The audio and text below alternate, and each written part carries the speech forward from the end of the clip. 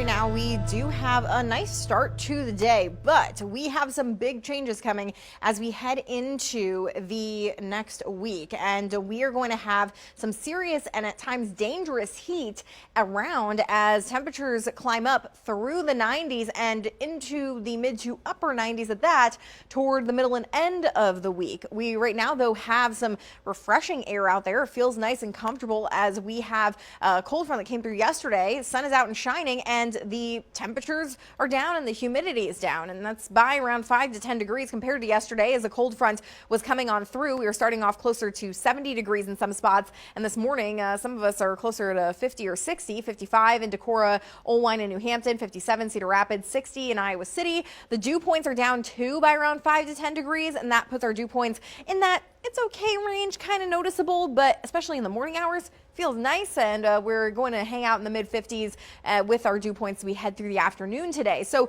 humidity stays relatively low. It'll still feel warm, of course, under the sunshine as temperatures climb into the low 80s, but not bad at all for a July day. As we go into the weekend, we are going to have this warmth grow, though, and during that time, it's going to be mostly dry. There could be a spotty shower or storm here and there, but for the Jones County Fair, for Rock the Block, for all the county fairs going on, farmers markets and all that, I don't think there's going to be much that gets in the way, just something maybe isolated tonight and tomorrow night as well. But we stay dry for much of Sunday, and that's when that heat just really starts to get cranked up. And the reason why has to do with what's happening well above our heads in the upper levels of the atmosphere. And we have this high pressure system that is going to be moving in. And where it's been is where all of that intense prolonged heat has been in the southwest. You've been hearing about it, and you've been hearing about records being broken and triple digits. Now, this does not mean that we're going to have the exact same situation, but it's telling of just how hot this air mass is. So it's going to be moving to the east here. And as we get under a piece of it, we're not going to be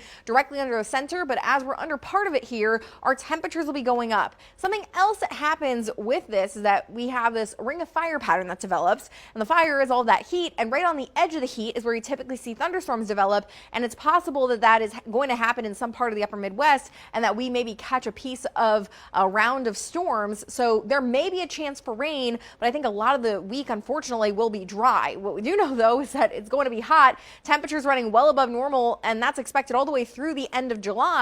And we are going to have limited chances for rain, but if we do happen to see a round come through, you can see a couple of spots where the Weather Prediction Center is trying to show some higher amounts of rainfall. There could be some strong storms with that, so that's something we will have to watch. I'm just putting in a slim chance of something isolated, though, on Saturday. Temperatures warming through the 80s this weekend. Then we get into the 90s for next week, and watching Wednesday could either be Wednesday morning or Wednesday night when there could be a round of storms that comes on through.